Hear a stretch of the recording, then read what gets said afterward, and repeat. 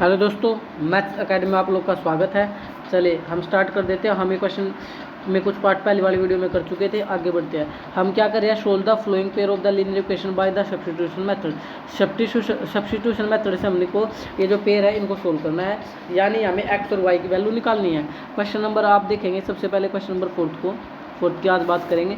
0.2x plus में 0.3y equal to में 1.3। क्या इक्वेशन मान ले? बिल्कुल नहीं। सबसे पहले पॉइंट हटा लो, फिर आप इक्वेशन मान लेना। तो देखें आप 2x बाई कितना आएगा 10।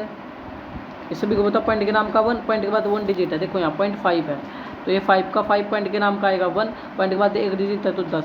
अगर ये होता 0.57 तो ये 57 का 57 आता, पॉइंट के नाम का 1 आता, पॉइंट के बाद 2 डिजिट थी तो 2 जीरो आती, फिर 57/100 हो जाता है। कितना हो जाता है? 57/100, 57/10।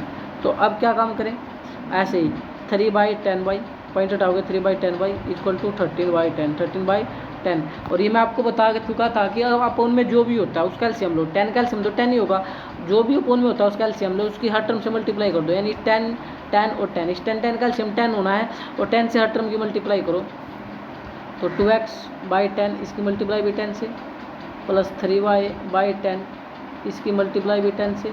और उधर कितना था भाई सर, इधर आपका था 13/10 इसकी मल्टीप्लाई भी आपको किससे करनी है? 10 से। हर टर्म की मल्टीप्लाई मैंने 10 से कर दी, तो 10 से 10 कैंसिल, 10 से 10 कैंसिल, तो ये 2x प्लस में 3y इक्वल टू में 13। ये इक्वेशन आपकी फर्स्ट आ गई। इक्वेशन क्या आ गई? First 2x plus 3y equal to 13। अब आप जरा ध्यान से देखें, अब देखिए यहाँ भी पॉइंट 1 से पहले था, यहाँ भी पॉइंट 1 से पहले था, यहाँ भी पॉइंट 1 से पहले था। जब पॉइंट 1 से पहले थे तो पॉइंट की वैल्यू ऑटोमेटिक कैंसिल हो जाती है इक्वल की वजह से, क्योंकि सब के अपोन में 10 आएगा, 10 से 10 कट जाएगा। लेकिन हमें करके दिखाना है एक स्टेप। तो अब अगर ये इसकी सेकंड मैं लूँ, ये 0.4x प्लस 0.5y, देखिए 0.4x plus 0.5y, 0.4x plus में 0.5y इक्वल टू 2.3, ये हमें दे रखी है। अब आप पॉइंट मत हटाओ, डायरेक्ट पॉइंट हट जाएंगे, इसकी तरह ही आप लोग चलेंगे।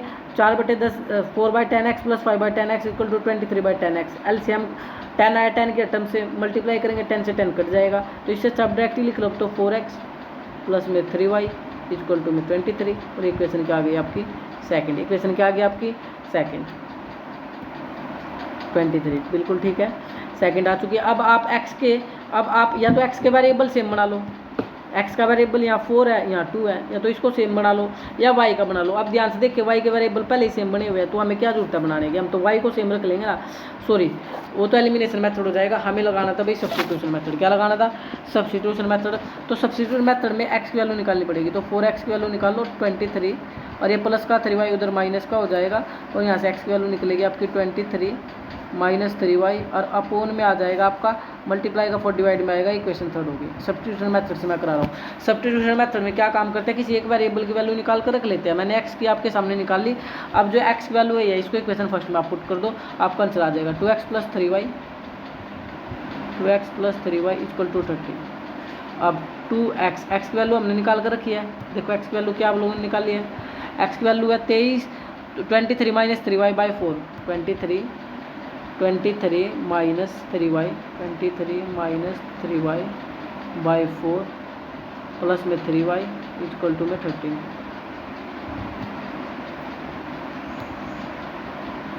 3y इक्वल टू में 13। आप ध्यान से देखें, ये यहाँ पर मैंने x की वैल्यू को रख दिया, x की वैल्यू को मैंने रख दिया। x की वैल्यू जो आपके सामने आई थी 23 minus 3y by 4, 23 minus 3y/4। अब फिर वो एक काम होगा, अपोन में कौन आ गया सर? अपोन में 4 आ गया। अपोन में कौन आ गया? 4 आ गया, तो 4 से हर टर्म की मल्टीप्लाई कर दो, या एक बार ऊपर नीचे रिलेशन मल्टीप्लाई बना, आप कट भी कर सकते हैं। 2 1 जा 2, 2 2 जा 4। अब अपोन में 2 रह गया, तो 2 से कर दो टर्म की मल्टीप्लाई, तो ये आपका था 23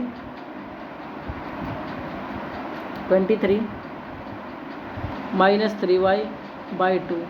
तो इसकी मल्टीप्लाई भी किससे करोगे सर? 2 से, प्लस 3y इसकी मल्टीप्लाई भी 2 से, 13 की मल्टीप्लाई भी 2 से। ऐसा क्यों किया? अपोन में कौन पड़ा है? अभी ध्यान से देखो, 2 बचा हुआ है, 2 तो 2 से कर दी, तो 2 से 2 कैंसिल, तो इसको करोगे आप तो ये तो 23 माइनस में 3y प्लस में 6y, और ये 13 2 जा 26, तो 6y में 3y गए तो 3y बचेगा, 26 और ये प्लस का उधर जाकर माइनस का हो जाएगा भाई। तो y आ गया 3y बराबर में 3, तो y की वैल्यू आ जाएगी 3/3। तो 3 से 3 कटेगा तो 1, 3 से 3 कटेगा तो 1। आप देख सकते हो 26 में से 23 गया 3 और इधर बचा हुआ था 3y। क्या बचा हुआ था? 3y। तो y की वैल्यू फर्स्ट y की वैल्यू 1 आ चुकी है। अब इसको आप जो मर्जी इक्वेशन में आप रख सकते हो, जिसमें आपका मन करे। तो इक्वेशन फर्स्ट में रख दो, या इक्वेशन सेकंड में रख दो, या इक्वेशन थर्ड में रख दो।